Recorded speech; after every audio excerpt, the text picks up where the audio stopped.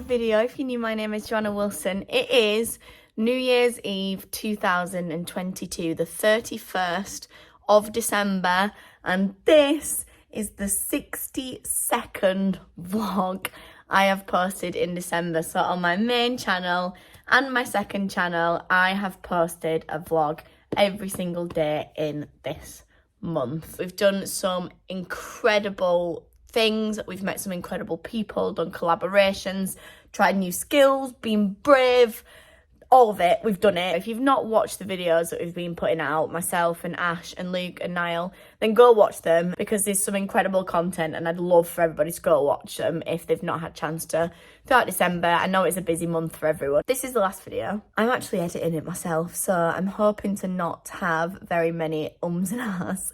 Owen is with his family. He has worked his nuts off in December and he absolutely deserves the rest of the day off. It's 2 o'clock. We had a party last night at 5i, which is why the room is empty and a little bit messy. It's why I've got mascara under my eyes and I'm sat in my pajamas at 2 o'clock. I thought this would just be a nice little round up, sit down video for me to reflect a little bit on 2022. I'm going to be answering 5 different questions about the year. So the first one is, what am I most proud of in 2022? And oh my gosh, we have done so much stuff. I've done and achieved so much stuff. I think my life has taken lots of curveballs and turns. We've done lots of traveling.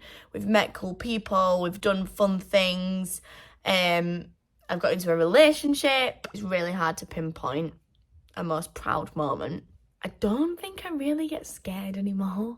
I always used to consider myself as quite a nervous person. Things would frighten me, but not just like physical things, although I do feel like I've overcome that a little bit, but just confrontation and putting myself out of my comfort zone or feeling uncomfortable about certain situations. And I think one thing that I've massively developed this year, which I am really, really proud of, is basically not getting scared anymore of stuff like that, tackling things head on, particularly gymnastics, things that I've done. I would have never in a million years dreamt of doing those things this time last year. Being true to myself, being the person I want to be, telling people when I think that they're wrong or right, or putting myself in situations that might not necessarily be the most comfortable. I have gotten really, really confident in doing all of those things, and that is what I'm most proud of in 2022. Okay, next question is, what have I learnt in 2022? I think the biggest thing that I've learned is that everybody is on their own journey at their own time and they are exactly where they need to be, and that doesn't and shouldn't impact my journey and where I am and where I need to be. Being true to myself but also not letting things and people around affect my journey that I'm on is something that I've massively learnt in 2022. I've also learned that I love gymnastics and I don't know why I didn't start properly training it sooner. I love cheerleading and I'm so proud and glad that I've gotten back into cheerleading. Other silly lessons, I love my flat. I don't spend enough time here and I really should. I should clean it. I should take more pride in who I am and what my work environment is like and what I look like and how I dress. There's no time like the present. Things can be taken away from you and your life very quickly, so always lead with the best intentions and always try your best to be present in the situations that you're in, with the people that you love and you want to be with and how you want to spend your time. Cool. All right, question 3 then is, what has surprised me in the last year? I love to travel and I did a lot of traveling in 2022 and I had a goal of 10 countries this year and I achieved it and it was incredible and I saw some wonderful things and had some amazing memories with some amazing people. But I actually think that I did get a little bit of travel fatigue this year. I think I was just bouncing around here, there and everywhere and I never felt truly grounded to anything and any type or part of my life whilst I was traveling, and I really tried to work on that in the last quarter of the year. Since we got home from Prague in September, I've been at home, I've been working really hard.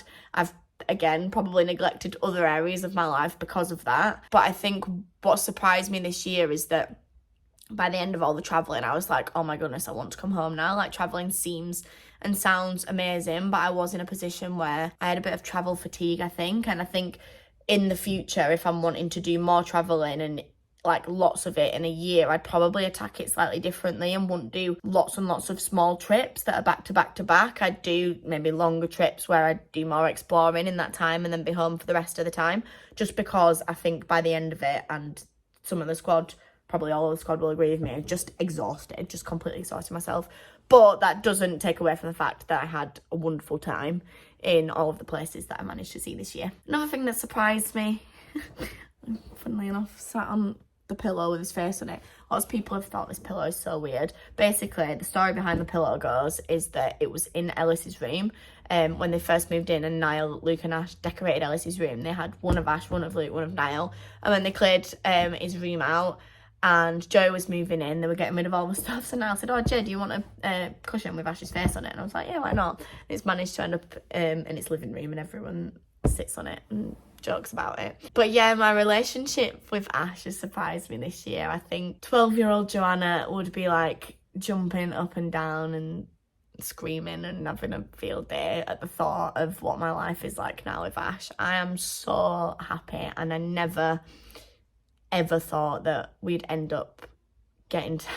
I did and I didn't, like I wanted us to, but then I just thought, well, it's probably never going to happen.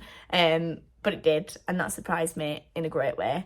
And I'm going into 2023 with lovely Ashley, and I couldn't be happier about it, which is so awesome. So yeah. Last two questions are about next year. So the first question is, how do I want to feel in 2023? I think myself is the first word that came to my head. I just want to feel like Joanna. I want to feel proud of the things that I'm doing, the things that I'm achieving, my workspace, the people around me, what I'm putting my soul into, the work that I'm doing. I just want to feel myself. I want to feel proud, and I want to feel challenged. My work life is massively changing, and I'm sure I'll talk about it at some point on this channel, but I'm basically going to be working again. And I know I have been working for the last 2 years, but it's been different type of work. Basically, like the thought of going into something and not knowing how we're going to do it, or if we're going to do it, or what it's going to look like. That type of work really excites me, and I'm really looking forward to feeling challenged in 2023. Last question then is, what do I want most in 2023? And the two big things that have come to my mind are health and happiness. I know that when I'm being the best version of myself, I'm the healthiest, I'm the fittest, I'm the most mentally stable and sound, and that's what I want most in 2023. And alongside that will come happiness. I'll be doing things that I'm passionate about. I'll be doing things that I want to do and I'm happy about doing. So health and happiness are the two things that I want the most in 2023. So guys, thank you so much for everyone that's come along this journey with me this year. I appreciate every single one of you. What a year 2022 has been. And I'm so excited for what 2023 is going to have and hold, and we're going to achieve and do. And if you want to do it with me, if you want to be supported by myself and by an awesome group of people, we have got the first challenge of 2023, the Doing Me in 2023 challenge, which is starting on the 2nd of January, Monday morning. Get you out of bed, get you going, get you inspired. If you're interested in that, then find the link top in the bio. I'm also doing a bundle where you can get my wall calendar and my lifestyle planner in there too. Okay guys, that's it. 62 videos over and out. I feel a little bit emotional as I'm saying this, because I don't think I've quite accepted what I've done. Wow, what I've done in December until now. But I'm proud, and it's been great, and I really appreciate every single one of you. I'll see you in January at some point, I think. So yeah, keep smashing it, and remember, anything is possible. Be just work. Bye. Yourself a merry little Christmas. Let your heart be light.